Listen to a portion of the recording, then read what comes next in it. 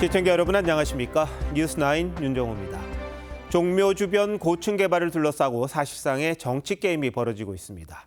어제 대법원이 국가유산 주변의 개발 규제를 완화한 서울시 조례가 문제 없다고 판단했지만 정부는 하루 만에 강하게 제동을 걸고 나섰습니다.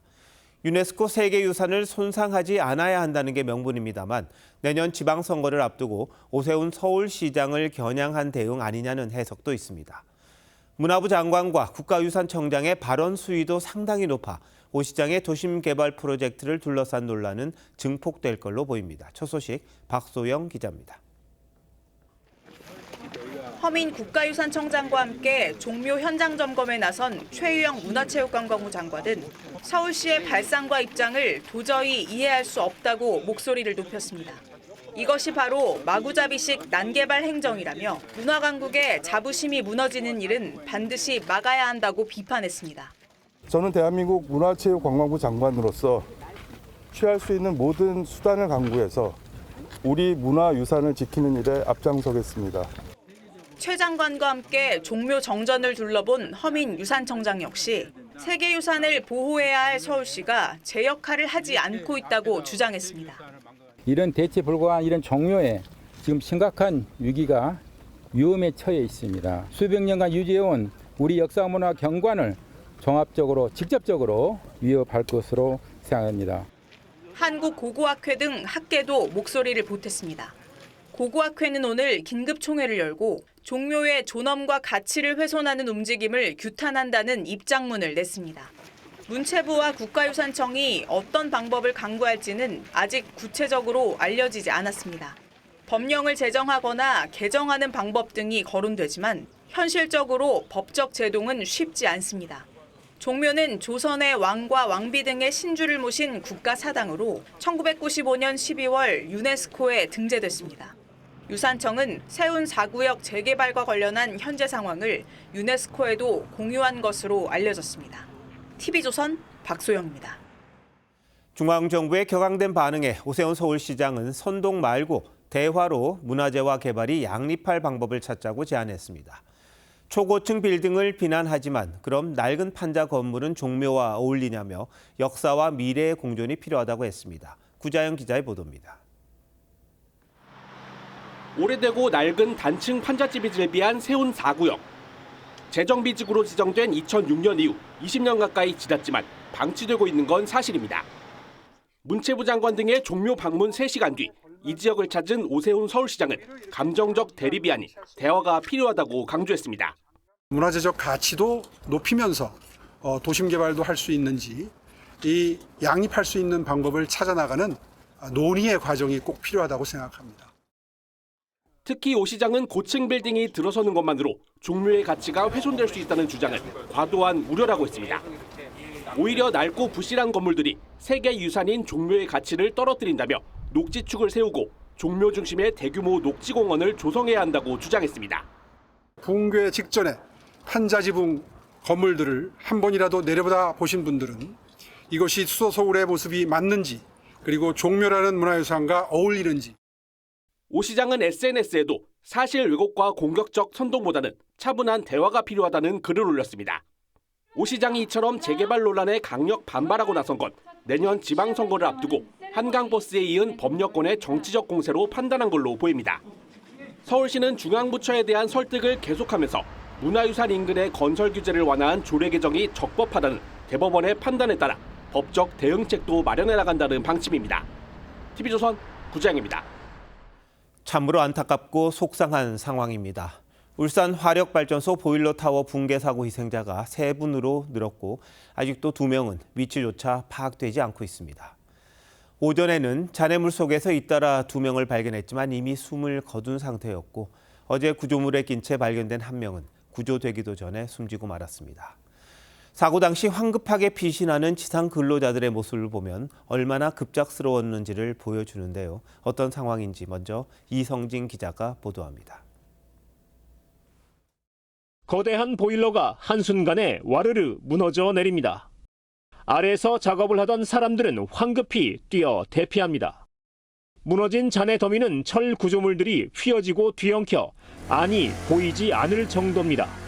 119 대원들은 전기톱으로 철 구조물을 자르고 유압 집게로 잔해물을 하나하나 드러내며 구조 작업을 이어갑니다. 오전 9시와 11시 10분쯤 매몰자 2명을 잇따라 구조했지만 이미 숨을 거둔 뒤였습니다. 이분은 11시 10분에 응급의료소 소장 의사신데 사망 판단을 여기서 받고 지금 병원으로 이송된 상태입니다. 어제 구조물에 낀 채 발견된 매몰자도 구조되기 전에 현장에서 사망 판정을 받았습니다. 잔해 더미 속에는 숨진 근로자를 포함해 모두 5명이 깔려 있습니다. 소방당국은 내시경과 음향 탐지기에 이어 구조견까지 투입해 이들을 찾고 있습니다. 당국은 보일러타워 4호기와 6호기를 검사한 결과 기울기에 이상은 없다고 밝혔습니다. 추가 붕괴 위험이 없을 경우 중장비를 투입하는 방안을 검토하고 있습니다. 노동당국은 보일러 해체 작업 당시 안전수칙을 지켰는지 조사에 착수했습니다. 사업주하고 현장 관계자 조사를 해가지고 중제법은 어차피 경영 책임자 등한테 책임 묻는 거 아닙니까? 울산경찰청도 수사 전담팀을 꾸리고 원하청 계약 관계와 구체적인 작업 내용 등을 확인할 예정입니다. 이번 사고는 올해 단일 사업장에서 발생한 산재 가운데 인명피해가 가장 많습니다. TV조선 이성진입니다. 지금 현장 상황은 어떨까요? 해가 저물었지만 매몰자 구조 작업은 계속되고 있다고 합니다. 대화를 주고받았던 근로자가 안타깝게 숨지자 구조 소식을 기다리는 가족들의 마음은 새카맣게 타들어가고 있습니다. 현장 연결합니다. 하동원 기자, 추가 구조자가 나왔습니까? 네, 안타깝지만 아직까지 추가 구조 소식은 들리지 않고 있습니다. 제 뒤로 보이는 거대한 잔해 더미 속에 여전히 5명이 매몰되어 있습니다. 당국은 오늘도 조명을 켠 채 밤샘 구조에 나설 예정입니다. 특히 어제 낮 발견 당시만 해도 의사소통이 가능할 정도로 의식이 있던 44살 남성이 13시간 만에 숨지면서 골든타임을 지키기 위해 총력전을 펼치고 있습니다. 하지만 철 구조물들이 복잡하게 얽혀 있어 작업의 속도를 내지 못하고 있습니다. 공간이 굉장히 협소하고 대원들이 직접 투입돼서 일일이 이렇게 손으로 헤쳤어. 이렇게 구조하고 있다는 것을 말씀드리고. 구조를 기다리는 가족들이 현장을 찾았다고요? 네, 매몰자 5명이 구조되지 않으면서 현장에는 가족들이 모여서 구조 과정을 계속해서 지켜보고 있습니다. 갑작스런 붕괴 사고 소식을 접한 매몰자 가족들은 현장에서 몸을 가누지 못할 정도로 오열했습니다. 사고 현장을 찾은 정치인들에게 신속히 구조해달라고 애원했습니다. 앞서 숨진 채 구조된 2명의 시신은 각각 다른 병원으로 이송됐는데 현재까지 빈소는 한 곳만 차려졌습니다. 적십자사는 봉사원과 재난심리활동가 구호급식 차량을 투입해 구조 인력과 피해자 가족들에게 급식을 제공하는 등 구호활동을 펼치고 있습니다. TV조선 하동훈입니다. 지난주 한미 관세 협상이 타결된 뒤 그 결과를 정리하는 팩트시트가 일주일 넘도록 공개되지 않고 있습니다. 강훈식 비서실장은 어제 국회에 출석해 이번 주 안에 나올 거라고 했는데 오늘 대통령실이 다소 모호한 입장을 보였습니다. 쟁점 중 하나가 원자력 추진 잠수함인 걸로 보이는데요. 한미 정상회담 때 한국에서 만드는 걸 전제로 논의를 했다고 해 트럼프 대통령의 말과는 거리가 있습니다. 첫 정상회담 때 다 합의했던 것처럼 알려졌다가 지난한 협상을 했던 일이 떠오르는 건 기우겠죠. 최민식 기자가 보도합니다. 대통령실은 한미 양국의 관세 안보 합의 내용을 담은 팩트시트가 거의 정리됐다면서도 미국 측이 검토하는 과정에서 시간이 걸리고 있다고 설명했습니다. 특히 경주회담 때 이재명 대통령이 직접 언급한 원자력 추진 잠수함 도입 등 안보 분야 이슈가 쟁점인 것으로 파악됐습니다. 원자력 잠수함과 또 여러 가지 협정 이런 문제들이 좀 미국 자체 내에서 여러 정부처 내에서 조율이 필요해서 대통령실 고위 관계자는 미국 내 유관 부서들이 문건을 검토하면서 의견을 수렴 중이라고 했는데 잠수함 건조 장소와 연료로 쓰이는 농축 우라늄 공급 문제 등을 두고 이견이 있을 가능성이 거론됩니다.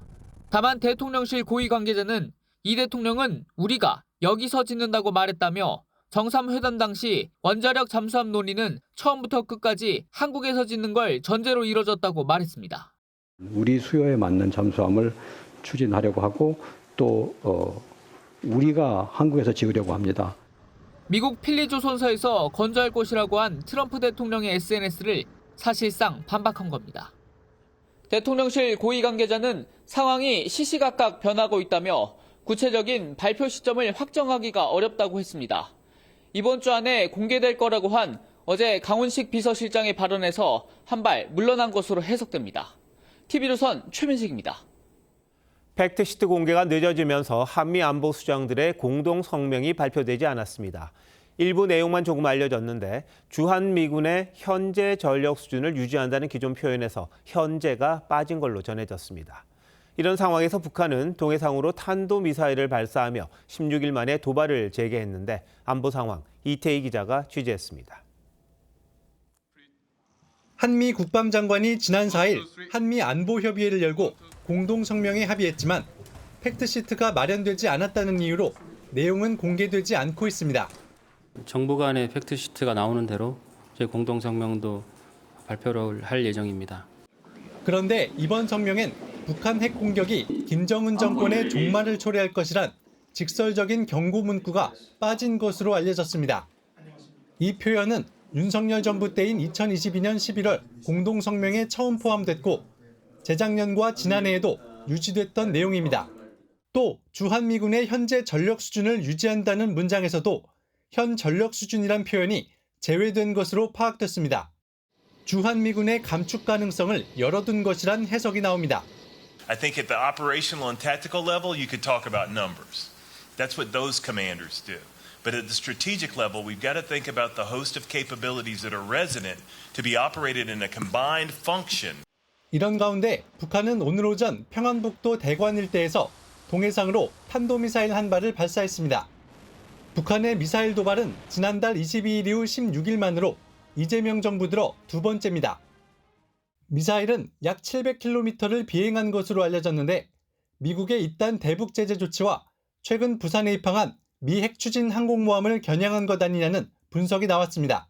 TV조선 이태희입니다. 훈풍이 불던 한일 관계에도 돌발 변수가 생겼습니다.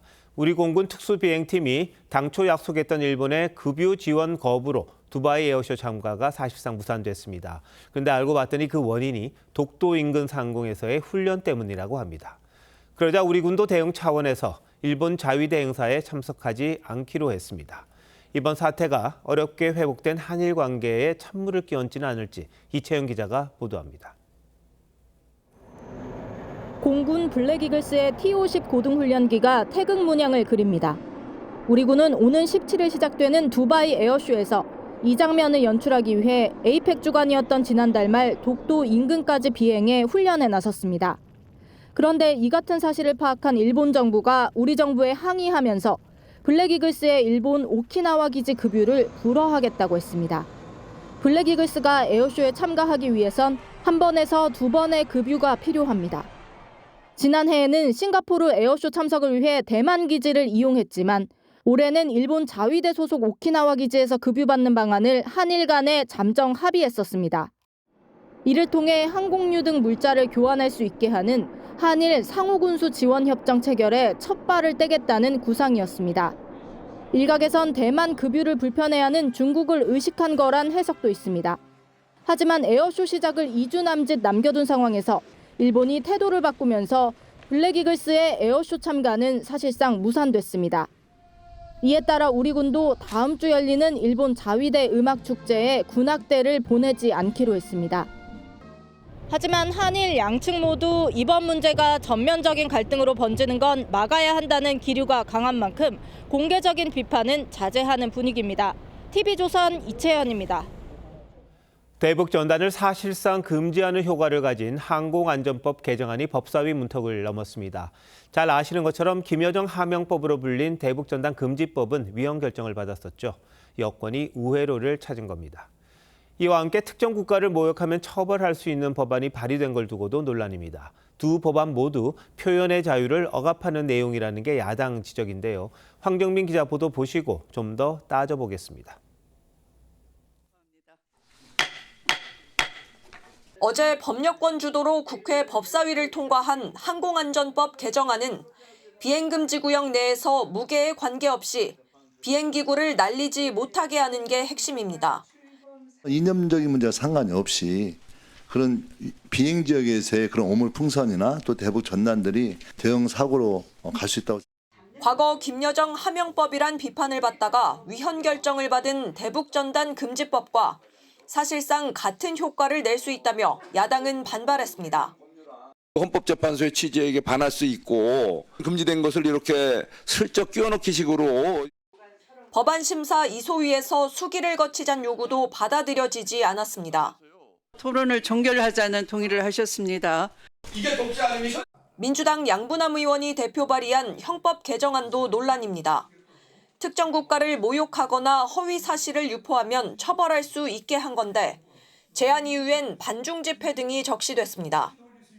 국민의힘은 민주당이 북한과 중국 심기를 살피느라 국민 입을 막으려 한다고 비판했습니다.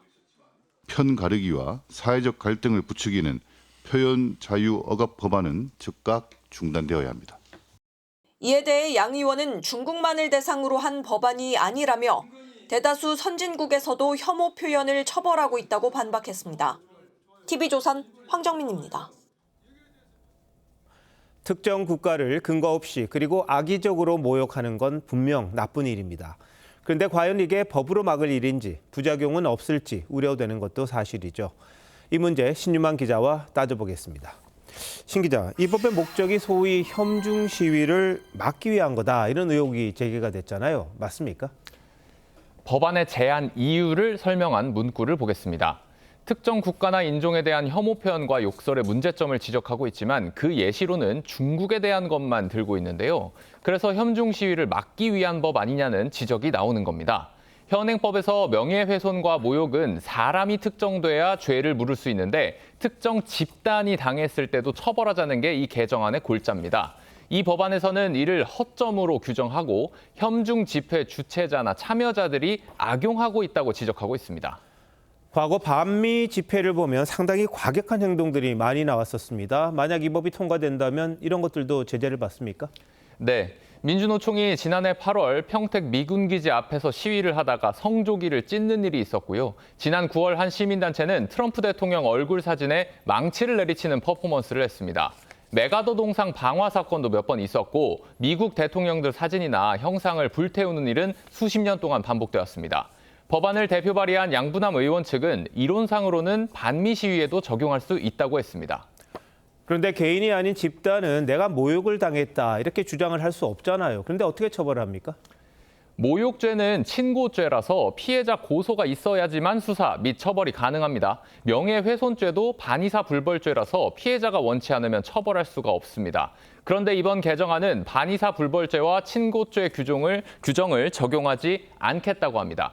이 법이 통과된다면 우리나라 수사기관이 임의로 처벌하거나 누구든 중국이 모욕당했다고 고발하기만 하면 말하고 글 쓴 사람을 처벌할 수 있습니다. 이런 경우 표현의 자유가 침해당했다 이런 주장이 나올 법한데요. 양 의원 입장은 어떻습니까? 네, 법안을 대표 발의한 더불어민주당 양부남 의원은 명예훼손의 대상을 중국과 중국인에 한정하지 않았다고 맞섰습니다. 양 의원은 명예훼손죄 중 사실적시 명예훼손은 개정안에 적용하지 않았다며 입틀막이 전혀 아니라는 것이라고도 했습니다. 집단에 대한 차별이나 혐오의 표현이기 때문에 처벌하는 게 어느 정도는 가능할 수가 있고요. 표현의 자유가 제약될 수가 있다는 점도 있기 때문에 그 양자의 조화를 구하는 것이 관건이 될 수 있겠죠. 집회의 자유를 좀 제한하는 법안이 또 있다는데 그건 어떤 겁니까? 네, 지난 10월 초에 민주당 김태년 의원 등이 집회시위법 개정안을 냈는데요. 특정 인종이나 국가 등 집단에 대한 차별, 혐오를 조장하는 집회는 아예 집회 금지 대상으로 삼자는 내용입니다. 이 법안이 통과된다면 국가가 특정 집회를 혐오 집회로 규정하면 아예 허가를 안 해줄 수 있게 되는 것이라서 더 직접적으로 집회의 자유를 침해할 수 있다는 우려가 나옵니다. 애초에 시위를 할 때는 뭔가 불만이 있어서 하고 타겟층은 특정 집단일 수밖에 없어요. 특정 집단에 대해 가지고 비판하는 건 안 된다? 아예 시위하지 말라는 거지 않습니까? 근데 아무리 선한 의도라도 표현의 자유를 극도로 제한한다든지 문제가 된다면 그건 또 논란이 있을 것 같기도 합니다. 그리고 이게 사실 선의로 시작된 건지 그것부터 또 따져봐야겠군요. 신 기자, 잘 들었습니다.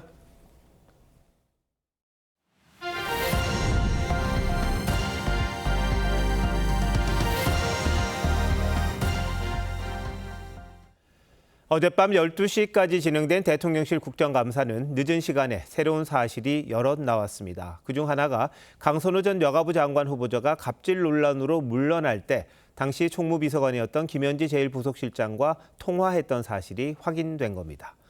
김 실장 전화를 받고 사퇴했다는 말이 나오면서 실세론에 힘이 실렸던 상황이었죠.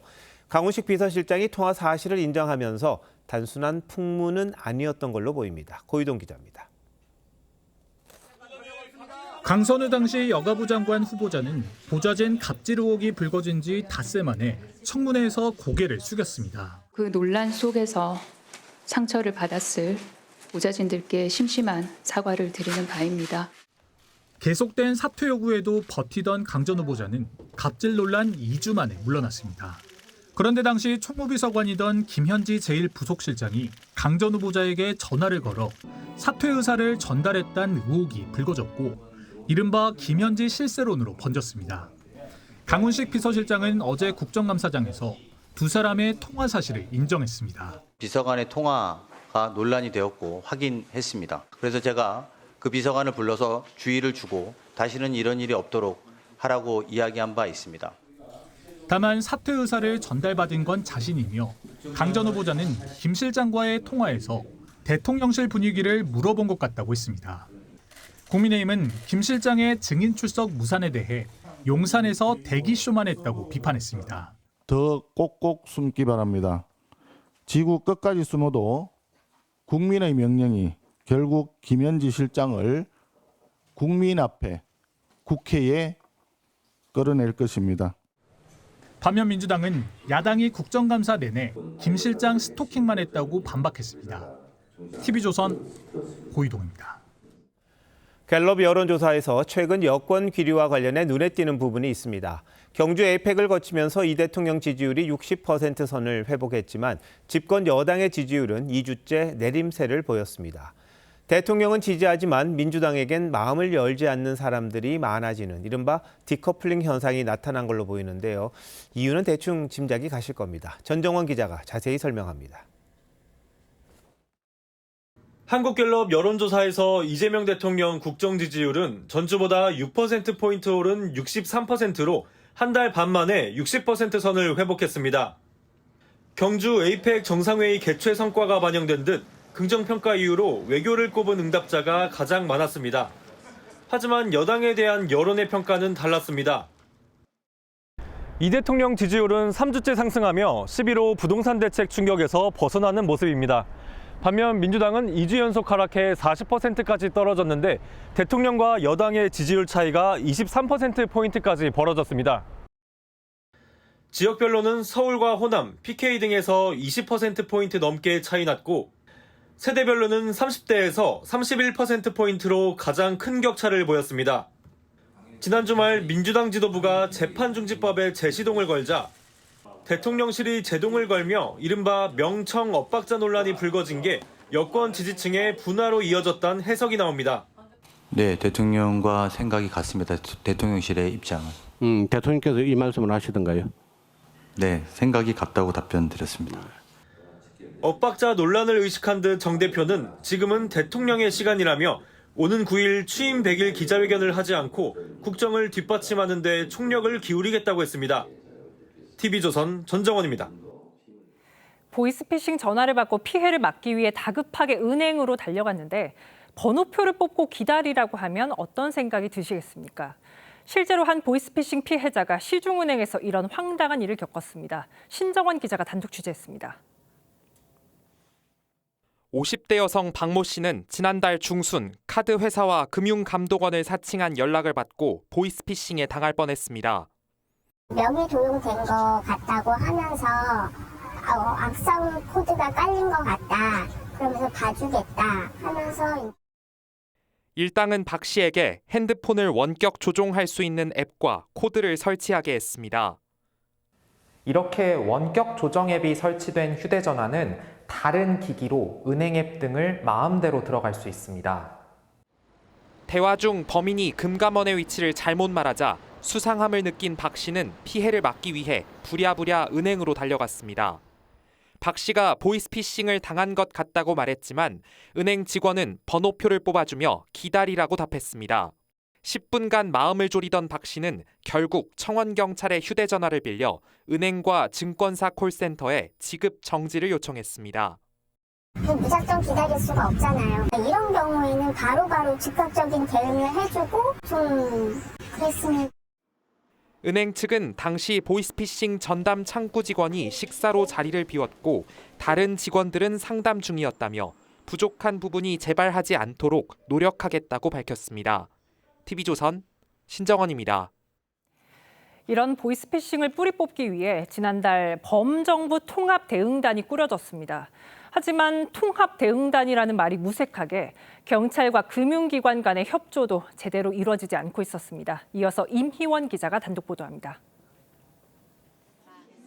지난달 17일 낮 1시쯤 정부 보이스피싱 통합신고센터에 112를 통해 신고가 접수됐습니다. 저 집사람이 보이스피싱 당한 것 같은데요. 빨리 계좌 정지 좀 시켜주세요. 박모 씨가 보이스피싱을 신고하러 은행에 간 사이 남편이 악성의 피싱으로 아내의 휴대폰이 먹통이 됐다며 금융계좌를 지급정지해달라고 요청한 겁니다. 하지만 대응센터에선 금융사에 연결해주겠다고 하면서도 연결 가능한 번호가 없다거나 협조가 잘 안 된다고 말했습니다. 신고는 저희 쪽에 연결 가능한 번호가 없는데 다른 은행은 없으세요? 뱅크도 지금 연결이 좀 잘 안 되는 은행 중에 하나인데. 실제 수사기관도 금융사에 지급정지를 요청할 수 있지만 계좌 주인이 요청하는 것보다 절차가 더 복잡합니다. 이재명 대통령이 보이스피싱 특단 대책을 마련하라 지시한 지 반년이 지났지만 한라인조차 제대로 구축되지 않았다는 지적이 나옵니다. 정부 통합대응단 측은 시중은행부터 직통회선을 마련하느라 증권사에 대해선 아직 준비하는 단계라며 계속 한라인을 확대해 나가겠다고 밝혔습니다. TV조선 임희원입니다. 백혜룡 경정은 인천세관이 마약 조직원들의 밀수를 돕고 외부에서 이를 덮었다는 이른바 세관 마약 수사 외압 의혹을 제기해왔는데요. 세관 공무원 측이 반박에 나섰습니다. 그러면서 검경 합동 수사가 마무리되면 백경정을 고소하겠다고 했습니다. 이나영 기자의 단독 보도입니다. 지난 2023년 인천공항 마약 밀수 사건을 수사한 백혜룡 경정은 말레이시아인 운반책 3명으로부터 입국 당시 세관 직원들의 도움을 받았다는 진술을 확보했다고 했습니다.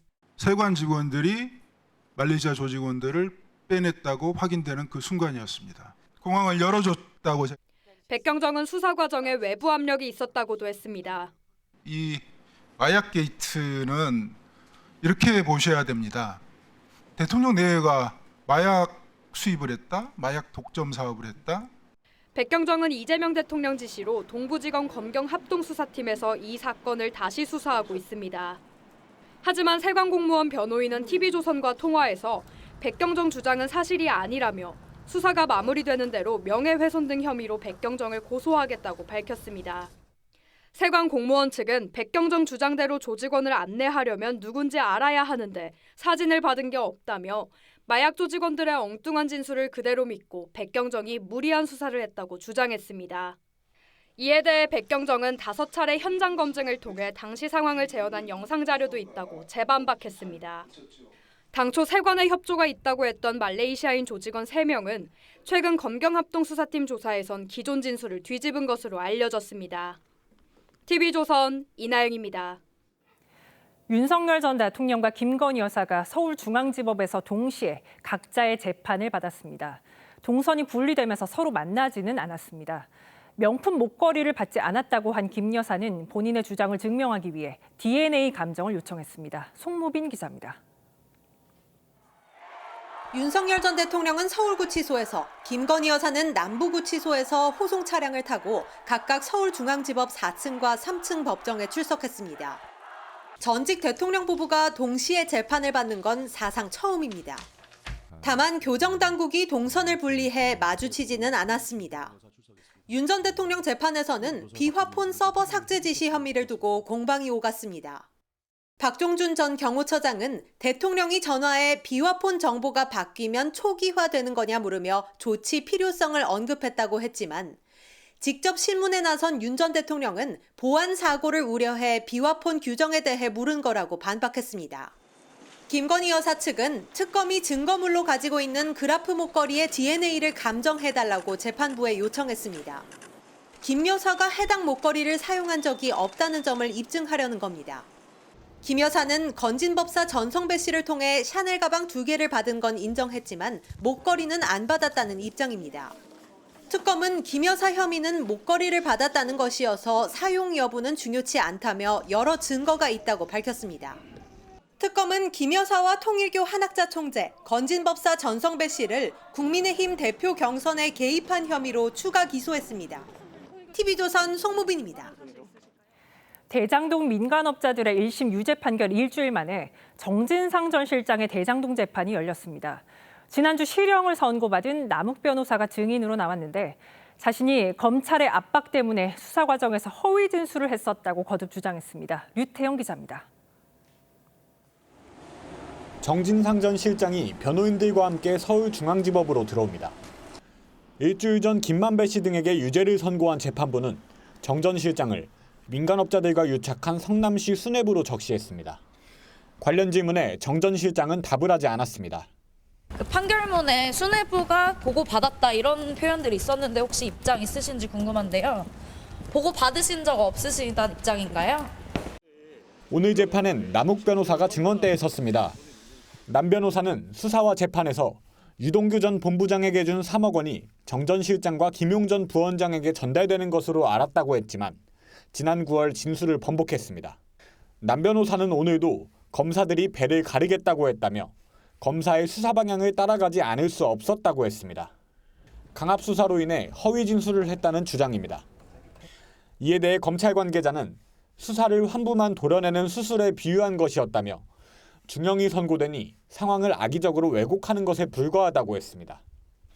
남 변호사는 일주일 전 대장동 개발 비리로 징역 4년을 선고받고 법정 구속된 상태입니다. TV조선 류태영입니다. 인적이 드문 산속 펜션에 전국의 노름꾼들이 모여 도박판을 벌였습니다. 운영진들은 이들을 승합차로 실어 날랐고 산길 곳곳에 감시조까지 배치했지만 경찰 단속에 걸렸습니다. 장혁수 기자입니다. 경찰관들이 휴대전화 불빛에 의지해 산길을 오릅니다. 산속에 있는 펜션 안으로 들어가자 곳곳에 화투판이 펼쳐져 있습니다. 전국 곳곳에서 모인 수십 명의 노름꾼들이 도박을 하고 있었던 겁니다. 주머니를 뒤져보니 5만 원권 지폐가 뭉치로 나오는데 하룻밤 판돈만 4천만 원 가까이 됐습니다. 심야 시간대 인적이 드문 경기도의 한 펜션에서 원정 도박판을 벌인 운영진과 노름꾼 등 37명이 경찰에 붙잡혔습니다.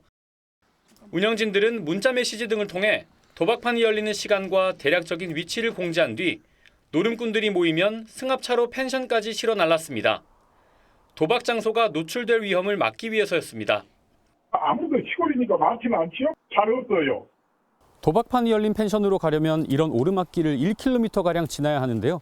조직원들은 산길 곳곳에 감시조를 세워두고 경찰 수사망을 피했습니다. 주인이 상주하지 않는 펜션만 골라 범행 당일 갑자기 예약을 하는가 하면 단속에 대비해 펜션 주변엔 길을 막을 트럭까지 준비했습니다. 저녁에 우리가 좀 쓸게요. 그러면 이제 몇 명이라고 그러잖아요. 그러면 이제 내가 이제 청소는 다 해놓고 간 거죠. 경찰은 운영진 한 명의 신고를 받고 노름꾼들을 검거했습니다. TV조선 장혁수입니다. 어린이 보호구역 스쿨존에서 초등학생이 차에 치여 차량 밑에 깔렸습니다. 그 순간 시민들이 달려와 함께 차를 들어 올렸고 아이는 무사히 구조됐습니다. 김준석 기자입니다. 인적이 뜸한 아파트 단지 입구 사거리.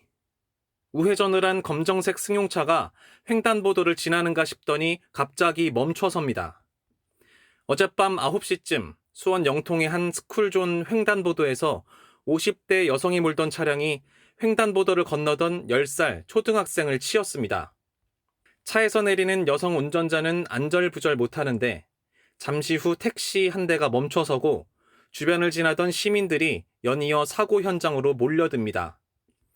버스에서 내린 승객들까지 합세해 시민 10여 명이 차량을 들어 올리고 차 밑에 깔려있던 아이를 구했습니다. 사람들 모여서 그 차 들고 버스 가다 세워갖고 사람들이 내려서 같이 도와주고 그런 식으로 했나 봐요. 하마터면 인명피해로 이어질 뻔했던 상황이었지만 시민들의 도움으로 아이는 큰 부상을 입지 않았습니다. 신고받고 도착하니까 시민분들이 구조활동을 마치셨다라고 들었어요. 우회전 일시정지 하지 않은 거는 맞아요. 경찰은 사고 지점이 스쿨존인 점 등을 고려해 사고 차량 운전자를 특정 범죄 가중처벌법 위반 혐의로 입건해 조사하고 있습니다. TV조선 김준석입니다. 오늘은 겨울의 시작을 알리는 입동이었습니다. 하지만 포근한 날씨 덕에 늦가을의 정취를 만끽할 수 있었습니다. 다음 주 목요일 수능 한파도 없을 걸로 보입니다. 이상배 기자입니다. 울긋불긋 형형색색의 단풍잎이 고궁을 수놓습니다. 시민들은 고운 단풍잎을 사진으로 남기고 낙엽이 쌓인 길을 걸으며 마지막 가을 정취를 즐깁니다. 아침엔 조금 쌀쌀해서 좀 껴입고 왔는데 지금 한낮에는 푸근해가지고 오히려 좀 더울 정도로.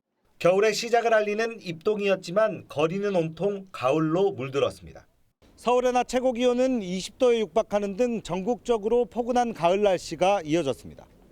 대신 초미세먼지가 기승을 부리며 서울과 경기 남부, 충남과 전북 지역은 일평균 초미세먼지 농도가 나쁨 수준을 보이기도 했습니다. 좀 건조한 것 같아요. 약간 목이 살짝 건조한 느낌? 네, 그런. 주말인 내일은 흐리다. 일요일 전국적으로 비가 내린 뒤 기온은 뚝 떨어질 전망입니다. 다음 주 초반에는 추워지겠고 중부지방을 중심으로 아침 기온이 4도에서 9도로 한 자릿수를 보이며 쌀쌀하겠습니다. 이후 기온은 평년 수준을 회복해 수능 시험이 치러지는 오는 13일 서울 아침 최저 기온이 영상 7도로 예상되는 등 수능 한파는 없을 것이라고 기상청은 내다봤습니다. TV조선 이상배입니다. 국내 금융시장이 요동치고 있습니다. 외국인이 나흘 동안 7조 원이 넘는 주식을 팔아치우면서 코스피 4,000선이 무너졌고 원달러 환율은 마지노선이라고 여겨지던 1,450원을 넘겼습니다. 최수용 기자입니다. 한국거래소 전광판이 파랗게 질렸습니다. 장 시작과 함께 4,000선이 무너진 코스피는 오후 들어 3,900선까지 내줬다가 가까스로 낙폭을 줄여 1.81% 내린 3,953.76으로 마감했습니다. 지난 3일 사상 첫 4,200고지를 밟았던 코스피가 6% 넘게 빠진 겁니다. 나흘 동안 우리 증시에서 외국인은 7조 3천억 원어치 팔아치웠습니다. 이 기간 개인이 7조 4천억 원 사들이며 지수를 방어했지만 4,000선을 지키기엔 부족했습니다. 미국발 AI 거품론이 좀처럼 가라앉지 않고 있는 게 결정타가 되고 있습니다. 오픈 AI의 적자 가능성이 불거진 데다 트럼프 정부는 AI 기업에 대한 연방정부의 구제 금융은 없을 것이라며 투자 심리에 찬물을 끼얹었습니다. AI 기술주들의 고평가 논란이 계속 지속되는 부분이 미국의 고용지표 부진이라든가 경기 둔화 우려, 순매도 강화에 영향을. 고공행진하던 환율은 심리적 저항선인 1,450원마저 뚫으면서 외국인의 이탈을 부추겼습니다. 원화가 약세로 보인다는 것은 글로벌리 경기가 위축이 될 수 있는 우려가 좀 높아지는 모습이라고 보시면 돼요. 위험자산 서로 심리가 약화됐고요. 증권가에선 여전히 본격적인 약세장 전환이라기보단 급등 피로감에 따른 일시적 조정이라면서도 3,400선까지 하락 가능성은 열어놨습니다. TV조선 최수용입니다.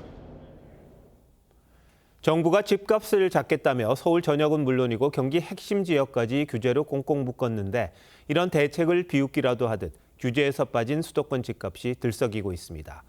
제대로 된 공급 없이는 풍선 효과가 점점 커질 수밖에 없다는 지적입니다. 이유경 기자가 알아봤습니다. GTX-A 동탄역과 연결돼 있는 한 아파트 단지. 정부가 내놓은 10.15 부동산 대책 이후 전용 84제곱미터형이 16억 9천만 원에 거래되면서 최고가를 찍었습니다. 그 이후로도 호가가 2억 원 가까이 올랐습니다. 토어제 규제 지역에서 벗어났다는 이유로 문의는 엄청 많이 있었고요. 주로 강남권으로 출퇴근하시려고 하는 분들에 대한 문의가 많고 규제에서 제외된 경기도 구리 역시 서울과 가까운 데다 앞으로 집값이 오를 것이라는 기대감에 갭 투자 문의가 부쩍 늘었습니다. 일주일 동안은 갭투문이었죠, 전부. 갭투 손님이 몰리다 보니까 매도인들이 이제는 매매가를 자꾸 올리니까. 실제로 이번 주 서울 집값 상승세는 둔화됐지만 경기도 화성과 구리의 집값 상승폭은 더 커졌습니다. 정부가 풍선 휴가를 원천 차단하겠다며 수도권 37곳을 전부 규제 지역으로 묶었지만 결국 비규제 지역으로 수요가 옮겨가고 있는 겁니다. 대출에 민감한 실수요자들이 규제 지역에 비해 상대적으로 대출이 더 가능하고 서울에 근접해 있어 입지가 양호한 비규제 지역으로 이동하고 있는 것으로 정부가 예고한 대로 연말까지 획기적인 도심주택 공급 대책을 내놓지 못하면 풍선 효과만 심해질 거란 우려가 커지고 있습니다. TV조선 이유경입니다. 역대 최연소인 맘다니 뉴욕시장 당선인은 변화와 혁신을 내세우며 시민들의 선택을 받았죠. 이렇게 기대도 많지만 급진적인 정책을 우려하는 시민들도 적지 않다고 합니다. 뉴욕 현지 분위기를 백대호 특파원이 취재했습니다. 우선 최초의 무슬림 당선인이자 역대 최연소 뉴욕시장에게 거는 기대는 컸습니다. And I think it's time that the city gets some change and, we need to make the city more affordable and I think that's what Mamdani is going to do. 정치개혁 요구를 비롯해 각종 증세 요구도 적지 않았습니다. I think he has the right ideas in trying to make our city better. We get that the taxes will raise up depending on what we do with the economy. 임대료 동결과 공공임대주택 건설, 버스 무료화와 5세 이하 무상 보육 등을 꼭 실현해 달라고도 합니다. He plans to also do that also too, and plan to for middle class people, for poor people. So he will do a very good job into New York for a lot of people. 하지만 우려의 목소리 또한 큰 것도 사실입니다. 특히 이곳 월가에서 맘다니의 포퓰리즘 정책이 시장에 미칠 영향을 걱정하고 있습니다. Listen, as far as I'm concerned, they need to cut the taxes out. 세계 금융시장을 선도하는 뉴욕을 관리하기에 경륜이 너무 부족하다는 지적도 나옵니다. I'm really concerned about is his lack of experience. A lot of mayors that we had in the past, they had some experience one way or another in terms of serving the city. 자본주의의 상징인 거대 도시에서 맘다니의 이념 성향이 맞지 않는다는 비판도 빠지지 않습니다. They think socialism is everybody gets everything, but nobody gets anything. And these people don't know because they've never experienced this. Free food, free housing, who's going to pay for it? 맘다니는 내년 1월 1일부터 이곳 뉴욕시청에서 근무를 시작합니다. 맘다니가 각종 증세와 무상 정책을 시행하려면 뉴욕 주지사의 승인이 필요한데 캐시오 콜 주지사는 맘다니는 지지하지만 증세에는 반대하고 있고 트럼프 대통령도 연방 자금 지원 축소를 시사하는 등 시정 운영 과정이 순탄치는 않을 것이란 전망이 나옵니다. 미국 뉴욕에서 TV조선 백대호입니다. 테슬라가 일론 머스크 CEO에게 우리 돈 1,400조 원 규모의 성과급을 제공하기로 했습니다. CEO가 천문학적인 보수를 받아가는 미국에서도 역대 최대 규모의 보상입니다. 머스크는 춤까지 추면서 성과 달성을 위한 여러 계획들을 내놨습니다. 박상현 기자입니다. 테슬라의 창업자이자 CEO인 일론 머스크가 로봇과 함께 춤을 추며 주주총회장에 등장합니다. 주총에선 머스크에 대한 성과 보상안이 통과됐습니다. 경영 목표를 달성하면 2035년까지 머스크에게 테슬라 주식 4억 주 이상을 지급하는 내용인데 현재 가치로 1조 달러, 우리 돈 1,400조 원이 넘습니다. First of all, I'd like to just give a heartfelt thanks to everyone who supported the shareholder votes. I super appreciate it. 다만 목표가 만만치는 않습니다. 테슬라의 시가총액을 지금보다 6배 가까운 8조 5천억 달러로 늘려야 하고 테슬라 차량 2천만 대 판매, 휴머노이드 로봇 100만 대 배치, 로보택시 100만 대 상업 운행이라는 조건도 붙었습니다. 테슬라 이사회가 막대한 보상안을 마련한 건 머스크가 회사를 떠나는 걸 막기 위해서입니다. 머스크는 차세대 AI 칩 확보 계획으로 화답했습니다. 우선 삼성전자와 TSMC 등 전 세계 공장 4곳에서 공급받기로 했는데 이마저도 부족하다며 테슬라 자체 생산시설 건설을 예고했습니다. I can't see any other way to get to the volume of chips that we're looking for. So I think we're probably going to have to build a gigantic chip fab. 머스크의 깜짝 발표에 테슬라 주가는 시간의 거래에서 상승했습니다. TV조선 박상현입니다.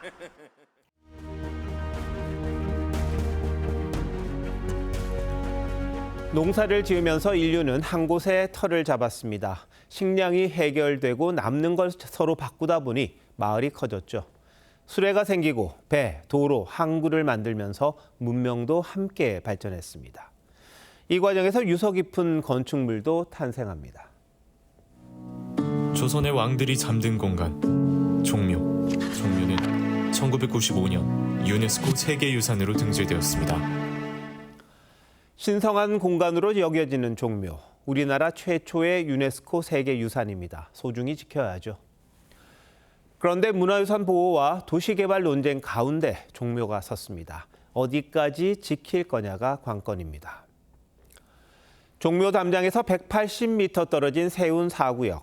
국가유산청은 건물 높이를 71.9m로 제한했습니다. 70m도 72m도 아닌 71.9m. 이 정도면 조상님들이 용서할 높이인가요? 서울시 입장 확실합니다. 한복판이 이 상태로 지금 10년째 방치가 돼 있는데 그게 우리가 원하는 서울시의 모습이냐. 문화재 보호 조례 일부를 삭제해 더 높이 건물을 짓도록 했습니다. 문화부가 제기했던 무효 소송, 대법원이 어제 기각했습니다. 그런데도 정부는 물러설 뜻이 없습니다. 법원 판결이 났는데도 법을 바꿔서라도 높이 짓지 못하게 하려는 듯합니다. 결국 역사성이냐 도시개발이냐 두 가치가 정면 충돌하는 셈인데 역사 보호도 합리적인 수준을 벗어나선 안 될 겁니다. 원래 100m 이내의 지역을 보존하도록 했다면 거기에 걸맞게 하면 되는 것 아닐까요? 거의 2배 떨어진 지역일 때 건물 높이까지 제한한다면 그건 과합니다. 시뮬레이션을 해보면 높은 건물이 올라가도 종묘에는 그늘이 안 진답니다. 특히 오세훈 시장은 종묘 앞에 폭 100m 정도의 녹지를 만들어 남산까지 쭉 뻗어나가게 하겠답니다. 서울판 센트럴파크를 꿈꾸는 거죠. 실제 대규모 녹지공원이 등장해 도심을 개편한다면 역사와 미래가 공존할 수도 있어 보입니다. 미국의 도시계획가 알렉산더 가비는 도시는 계속 고치고 바꾸고 다시 짓는 역사와 생활이 어우러진 공간이라고 했습니다. 청계천 복원 때 어땠습니까? 도심 파괴, 난개발 이런 말들 얼마나 많았습니까? 지금은요? 물고기가 돌아오고 시민들의 휴식 공간이 됐습니다. 세운상가 재개발도 살아있는 도시 속에 종묘가 더 빛나는 방식으로 한다면 해답은 의외로 가까운 데 있을지도 모릅니다. 조상님들도 더 나은 한양을 만들라고 하지 않겠습니까? 11월 7일 윤종호 앵커 칼럼, 종묘는 조용한데였습니다.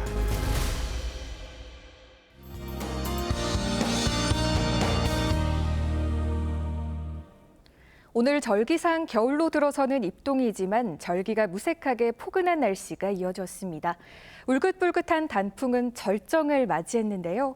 점차 비구름이 유입되면서 이번 주말 가을비 소식 들어 있습니다.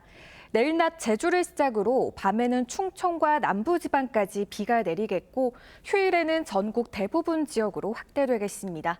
주말 사이 제주에 최고 60mm, 남해안에 최고 40mm, 그 밖의 지역은 5에서 20mm로 양이 많지는 않겠습니다. 내일 아침 기온 서울과 광주 11도로 출발하고요. 한낮에는 서울과 대구 17도로 오늘보다 3도가량 낮겠습니다. 비가 그친 후 월요일 아침부터 기온은 한 차례 더 떨어지겠습니다. 수능은 일주일 앞으로 다가왔는데요. 올해는 한파 수준의 큰 추위는 없을 것으로 전망됩니다. 날씨였습니다. 11월 7일 금요일 뉴스9 마칩니다. 시청해 주셔서 고맙습니다.